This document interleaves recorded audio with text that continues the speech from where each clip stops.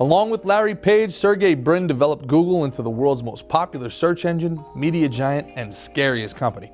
But did you know that he was a religious refugee before he was a billionaire? I'm Gerard Harron, and this is Before They Were Billionaires on Valuetainment.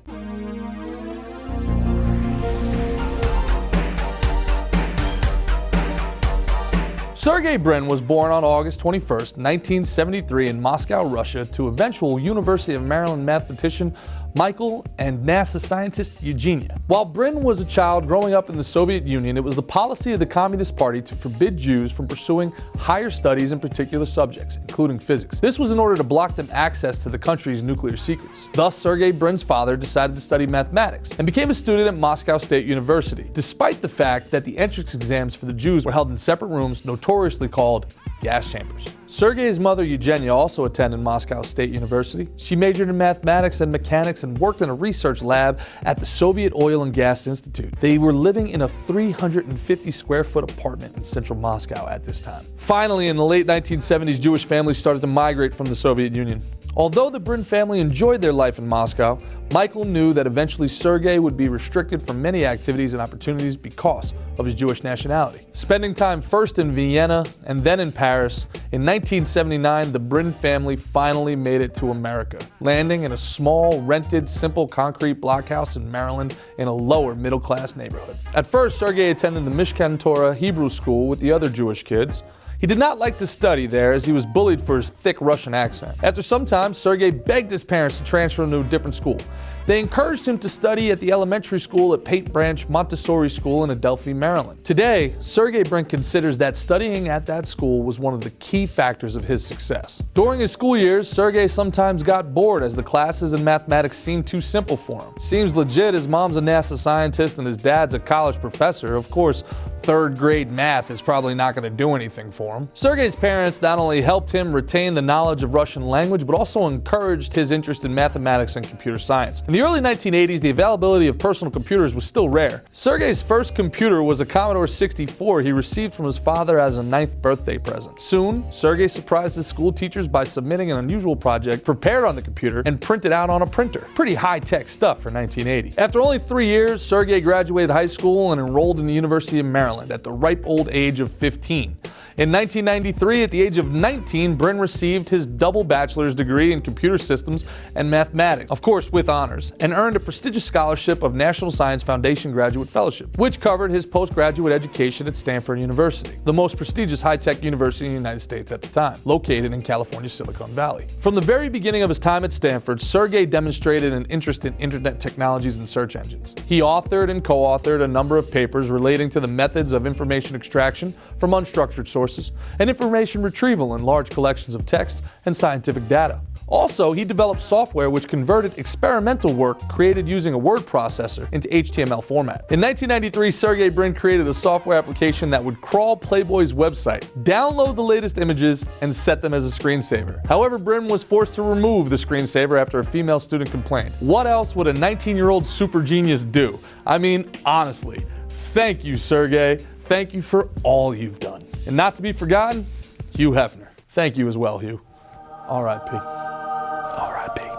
The pivotal moment for not only Sergey Brin, but the future of technology happened in March of 1995 when he met Lawrence Larry Page at the spring meeting of prospective PhDs in Stanford's computer science program. In the summer of 1995, Sergey Brin was assigned to accompany Larry Page on campus. Initially, the two were not happy with one another, and they were arguing and furiously discussing each and every topic. However, they soon discovered that both of them were extremely interested in the problem of extracting information from large data sets. Who isn't? Sergey and Larry became friends, and in January of '96, in preparation for writing doctoral theses, they began to work together on a research project designed to improve the methods of finding information on the internet fundamentally. They presumed that the most popular data was the most useful. These young scientists hypothesized that a search engine that analyzed the liaison between websites and ranked them according to their popularity must have been more efficient than the existing ranking methods of other search engines. What were they? The modern search engines' ranking principles of websites depending on the frequency of the word appearance on the page? Meh, for the birds. I would have known that. Page and Brin were convinced that the most important ranking factor of web pages was backlinks, not the keyword stuffing. Brin and Page decided to test this idea as part of their research project. They launched the search engine BackRub with the PageRank algorithm. In the fall of '97, the dynamic duo of Larry Page and Sergey Brin brainstormed a catchier name than BackRub. They turned to their mate Sean Anderson for help. He suggested the name Googleplex, a huge number, the digit 1 followed by 10 to 100 degrees. Sergey and Larry liked the name and proposed to shorten it to Google. Interestingly enough, they had misspelled Google, and with Google.com already registered, they decided to keep it as is. Google quickly became too popular among Stanford students, and they started thinking about how they could expand beyond the Stanford walls.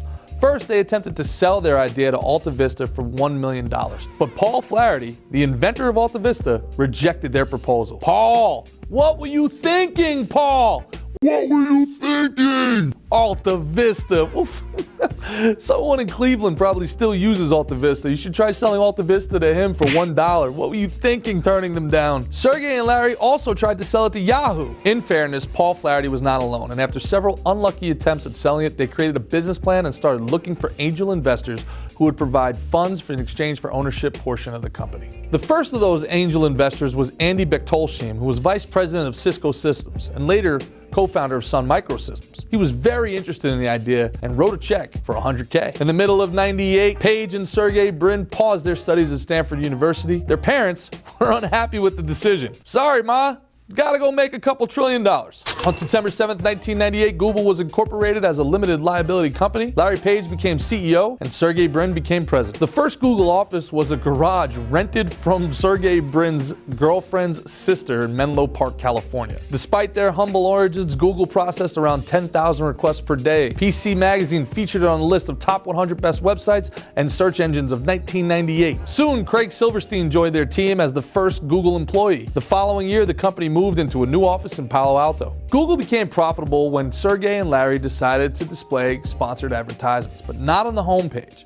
Instead, they agreed to show highlighted links separated from organic search results. You recognize that today as Google AdWords. In the US, advertisers spent billions of dollars on outdoor advertising. However, sometimes it was ineffective. Brin and Page offered a solution to display sponsored adverts based on the searches of users. If users searched on Google for more information about cars, they could click on a sponsored link to learn more. And on October 23rd in the year 2000, Sergey Brin and Larry Page released Google AdWords, an online advertising service. Their ability to think creatively demonstrated itself during the dot-com bubble. The rival companies like Alta Vista, Excite, and Lycos that have been spending millions on advertising and marketing campaigns to create brands all went belly up, while at the same time Google executives remained calm and worked hard to improve its search engine to meet the users' expectations. Sergey believed in organic marketing. He thought that Google users would spread the word because of how good the product was. And he was right. In December of 1999, when their second employee, Marissa Meyer, changed the search results font for a better user experience, she received a significant protest from Google users. Sergey and Larry always preferred their home and search result pages remained unchanged. In June of 2000, Google officially became the world's largest search engine with the announcement of reaching 1 billion URLs in its index. The Google search engine achieved rapid popularity and growth as users were impressed by the speed, accuracy, and efficiency of the technology. Google surpassed Yahoo as the top search engine within 2 years. Microsoft Company engaged the company for possible acquisition in October of 2003. Google officially commenced its initial public offering on August 19, 2004.